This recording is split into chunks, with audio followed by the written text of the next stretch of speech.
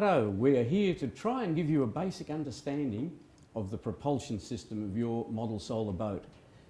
Hulls and other design are covered elsewhere, but mostly we see quite poor understanding of the critical areas of propulsion on your boat. We've got laid out here to begin with just some basic components. These would be typical of what's used on the junior boats.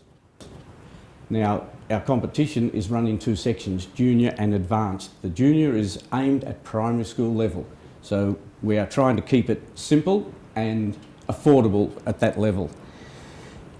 Typically, we have on the layout here a solar panel from Scorpio Technology. These are used by probably 50% of the boats in the junior division. They are designed and built specifically for this competition, so they meet the requirements of size and they're very lightweight. Other panels used, you would need 4 of those to meet the requirements if you wanted a maximum power boat.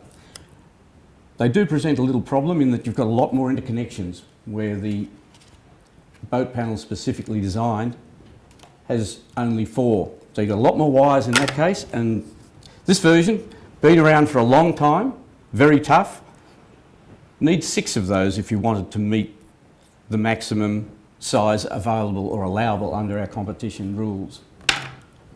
Motors and propellers.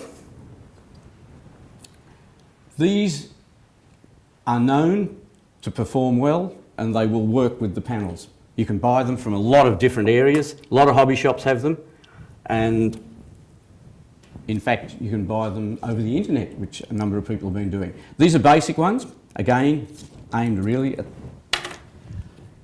junior only, and a more upmarket version, usually from hobby shops, from Radioactive in England, with a nice brass tube and alternate screw on propellers, so you can change propellers.